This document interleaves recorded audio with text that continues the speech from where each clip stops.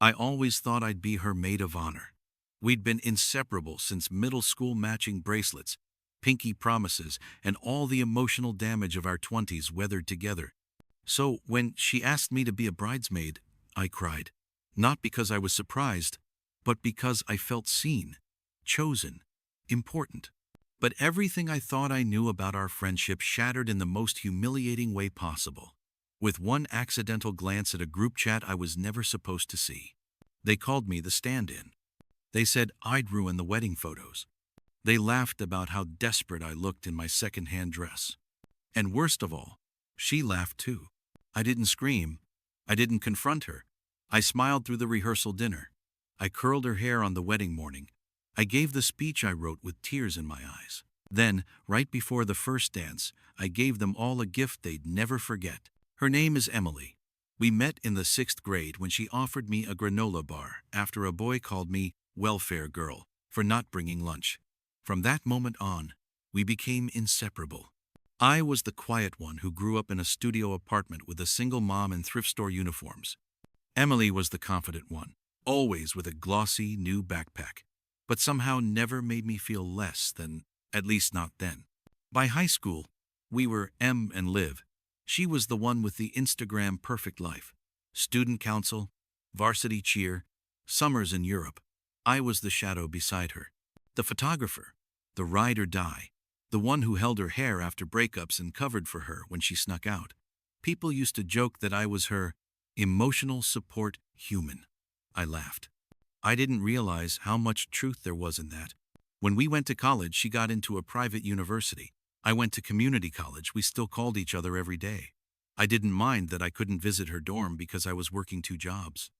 When she got her first boyfriend, she made me swear I'd be the maid of honor if they ever got married. It was silly, heartfelt, and I believed it. Over the years, I watched her world grow. Better jobs, nicer apartments, new circles of friends. Mine didn't. I still lived paycheck to paycheck. I still took the bus. But Emily always made room for me, inviting me to her birthdays, sending me skincare samples she didn't use, tagging me in memes that made her think of me. So when she announced her engagement, I was genuinely overjoyed. I had no envy, no bitterness. When she asked me to be one of her bridesmaids, not maid of honor, sorry, that's reserved for my cousin, but I still need you with me. I told her I was honored. Truly. The planning began almost immediately. There were fittings, brunches, mood boards, and an engagement party I helped decorate using Pinterest hacks because she couldn't afford a wedding planner just yet. I folded napkins until 2 a.m., helped her draft vendor emails, and even lent her my laptop when hers crashed. The other bridesmaids? Well, they were different. Influencer types. Tall, smooth-skinned, wine-drinking women who used words like aesthetic and curated. I felt like the odd one out from the start. I didn't own designer anything, didn't get their jokes about Coachella hookups, and had nothing to say during their skincare routine breakdowns. But I smiled. I tried. I thought I was doing enough.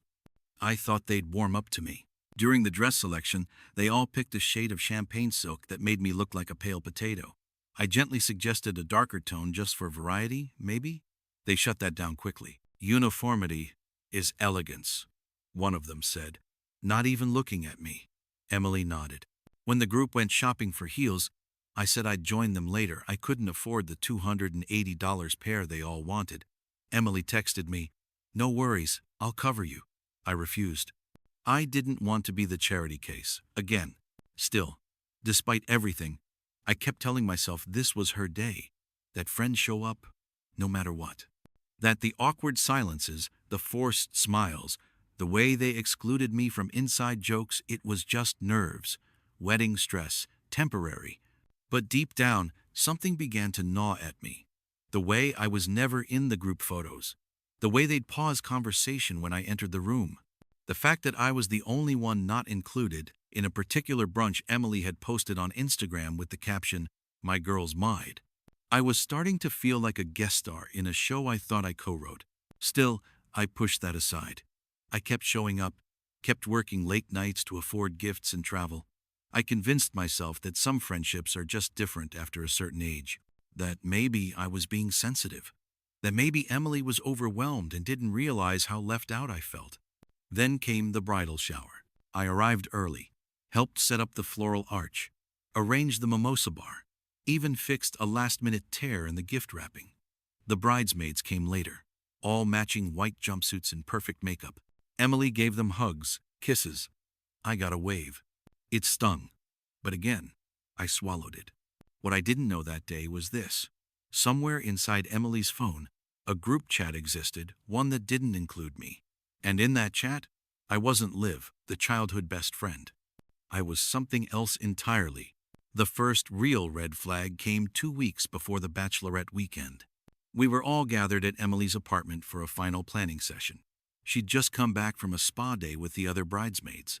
I hadn't been invited, but I told myself it was probably a scheduling mix-up. Besides, I'd picked up her veil from the alterations place that morning, which she had totally forgotten about, and she thanked me with a distracted smile. That evening, while she was busy showing off her new gel nails and laughing about something too juicy to even explain, her iPad propped up near the snack bar buzzed loudly with a flurry of notifications. I wasn't trying to snoop. Honestly, I wasn't when. But when the iPad lit up, my eyes instinctively glanced toward it, and what I saw made my stomach drop. A group chat titled, Bridal Babes Point. Not Bridesmaids. Not Bachelorette Planning. Just Bridal Babes. A name I'd never heard before. And I wasn't in it. The messages were flying fast. I saw someone, one of the bridesmaids, Clara, I think, send a gif of a woman fake smiling with the caption, Liv trying to fit in with us at the club. Then Emily replied, Stop A.T. Bay. She'll probably wear one of her thrift dresses again and call it vintage chic. Honestly, it's giving Cinderella before the ball energy. The next message was worse. Imagine the photos. Her standing next to us? LMAO. It's gonna look like an Instagram filter glitched. I froze. They were talking about me. Right there. Just feet away from me. While I was fluffing cushions and arranging wine glasses, my fingers went cold. My face burned. I looked around the room. No one seemed to notice. Or maybe they did and just didn't care. I excused myself to the bathroom, locked the door, took out my phone. I knew it was wrong, but I couldn't stop myself. I wanted to see more. Emily's iPad was synced to her iMessages. Maybe if I refreshed, the messages would still pop up. I crept back out, walked past the kitchen slowly, and there it was. Another notification. Did she actually think she was maid of honor material? She's the stand-in. Let's be real. Honestly, I only agreed to let her in because Emily begged, and she's good for errands. My heart shattered. It wasn't just mockery. It was betrayal. Calculated. Casual. Cruel. Emily, the girl who once defended me against middle school bullies, who cried with me the night my mom was hospitalized, was laughing with people who saw me as nothing more than a joke. Worse, she joined in. The rest of the evening blurred. I smiled. I nodded. I said thank you when they handed me a plastic flute of Prosecco, but I felt hollow, numb. The next few days, I kept replaying those messages in my head. I started noticing everything. The way the group chat we did have, the official bridesmaids one, was oddly quiet, like a decoy. The way plans were already decided before I was even asked.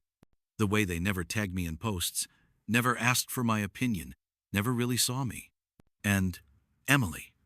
She changed too. She wasn't rude, never directly, but colder, more performative, hugs that felt like air, thank yous that came too late, smiles that didn't reach her eyes. One night, I texted her, Hey, just wondering, was there another group chat I should be in? I saw something pop up on your iPad by accident. Thought maybe I missed something. She took 2 hours to reply. Oh, lol, that? No worries, it's just some of the girls planning an inside joke thing. Nothing serious. Don't overthink it, Gaither. Don't overthink it. I stared at that line like it was written in fire. I wanted to scream, to send screenshots, to ask her, how could you? But I didn't. I couldn't. Not yet. Instead, I did what I always did. I played the part, the dependable friend, the invisible helper, the bridesmaid they could laugh at behind closed doors. Only this time, I was watching, listening, gathering every little clue, every half-hidden smirk, every backhanded compliment. I started documenting the chat notifications when I could, taking photos, saving evidence. I wasn't sure why, maybe to remind myself I wasn't imagining things. Maybe because I knew this wouldn't end quietly. At the bachelorette weekend, they took a group selfie, champagne glasses raised, matching satin robes, perfect lighting. I was in the photo, technically. I was standing at the edge, cropped by a mirror frame, smiling too wide like I didn't notice how far away they stood from me. That night, I overheard Clara whisper to another bridesmaid in the hallway, "She actually thinks she belongs here. It's sad."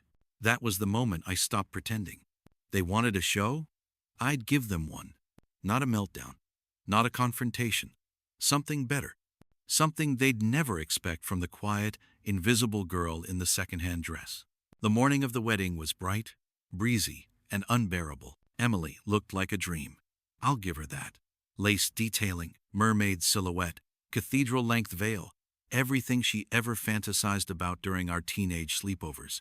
She fluttered between hairstylists, photographers, and makeup artists like a swan on a film set. Meanwhile, I steamed dresses in the hallway and pinned rogue flowers into centerpieces no one would notice. Not once did she look me in the eye. The other bridesmaids were high on mimosas and cruelty, whispering, laughing. I caught bits and pieces. "Did you see the shoes she brought? God, she's so try-hard. Like, why even be here?" At one point, someone handed me a slip of paper, an updated timeline for the ceremony. I noticed something strange. There was a bridal toast listed after the speeches. It was assigned to Clara, not me. I'd written the toast. Emily had asked me to weeks ago. I'd practiced it, revised it, rewritten it to make sure it wasn't too emotional or too sad. And now, I was cut. Nah explanation. Nah apology. Just deleted. That's when it clicked.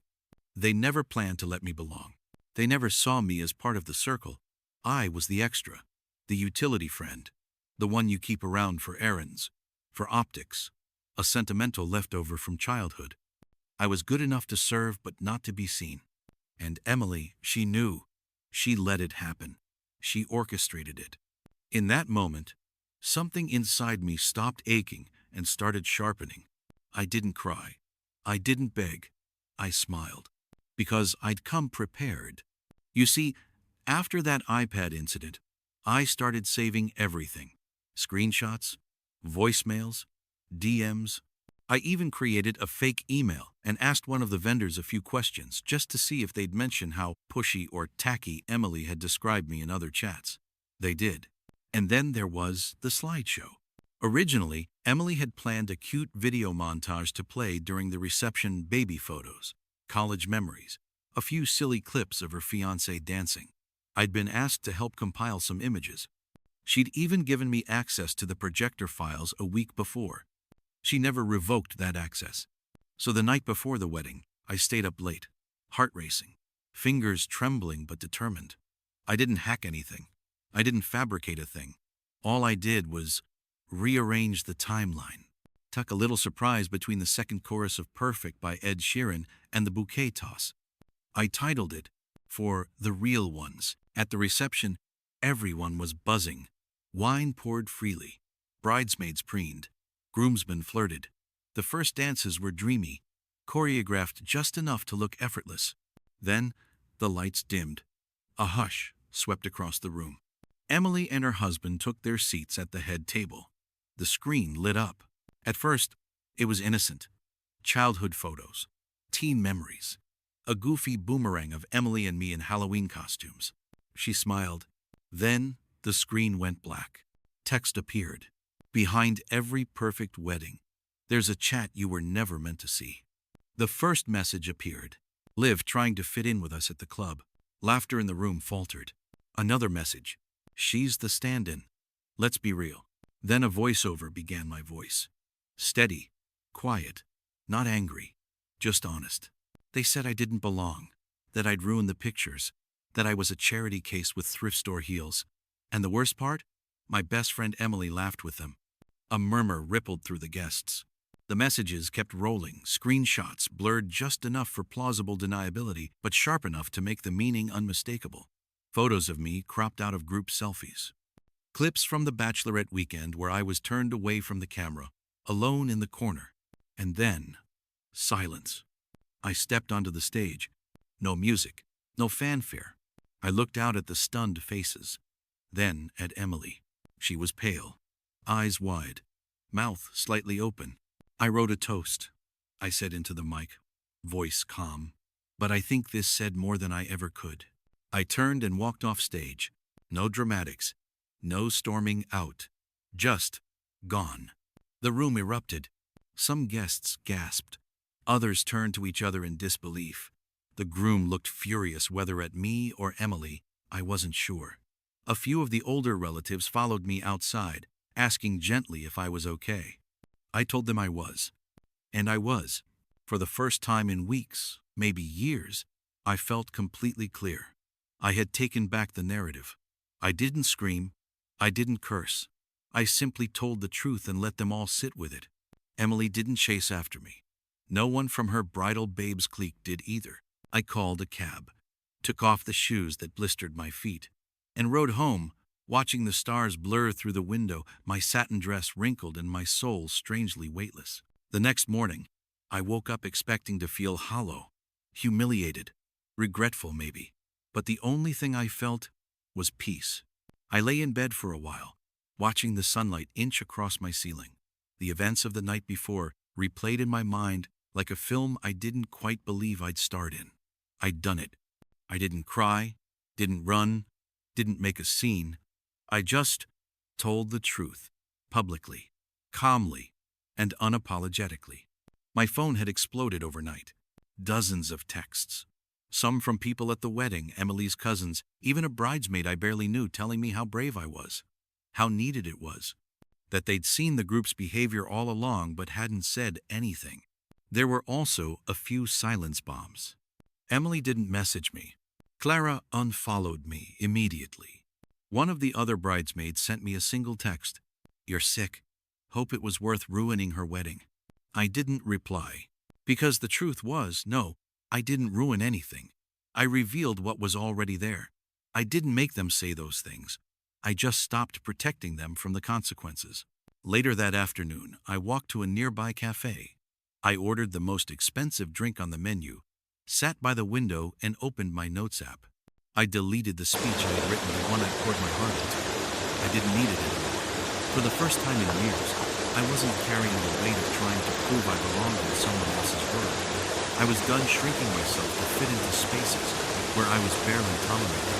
That weekend, I turned off all social media.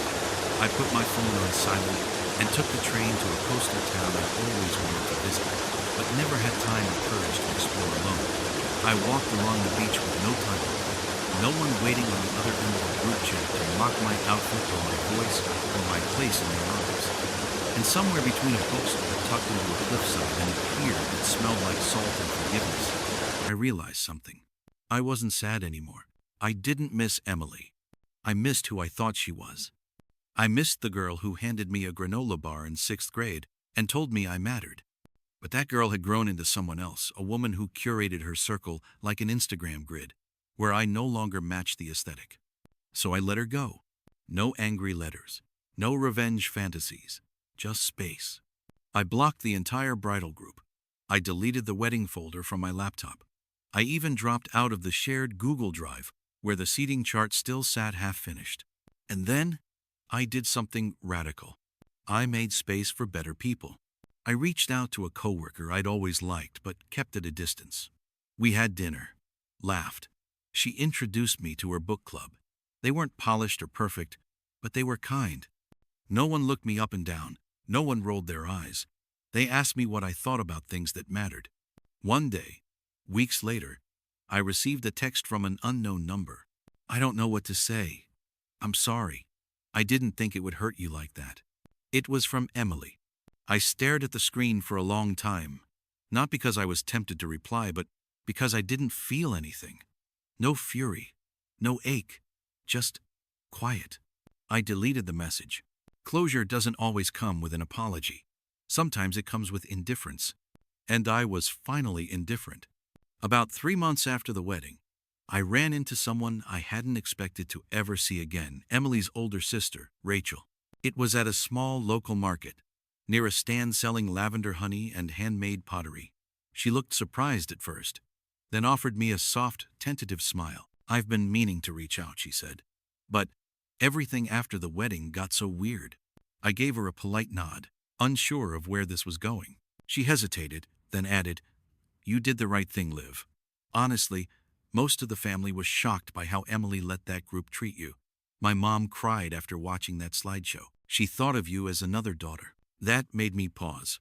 Rachel went on to explain that after the wedding, things hadn't gone as smoothly as Emily had planned. The groom's family, who had always been more traditional, more tightly knit, was furious. Apparently, they'd had no idea that mean girl culture was still alive and thriving in their future daughter-in-law's circle. Tensions escalated. There were arguments, rumors, even a canceled honeymoon. I didn't ask for more. I didn't need to. Whatever karma looked like, I didn't need front row seats to watch it unfold. I just smiled and told Rachel I hoped Emily was well. Because I did. I didn't want her to suffer. I just didn't want to carry the burden of her betrayal anymore. That was the thing no one really tells you. Revenge, when done right, isn't loud. It's not about causing pain. It's about reclaiming your place in the world, no longer being the punchline in someone else's story.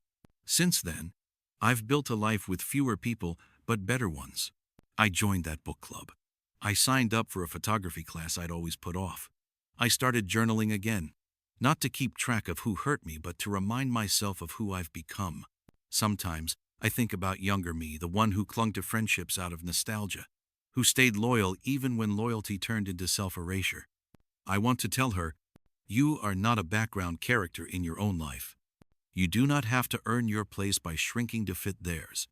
One night, as I was scrolling through old photos organizing my cloud drive, I came across one from the wedding.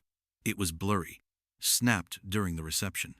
I was standing alone near the corner, watching the dance floor. The light caught my face in a strange, poetic way, equal parts sadness and clarity. I didn't delete it. That version of me deserved to be remembered not as a victim, but as a woman on the edge of transformation.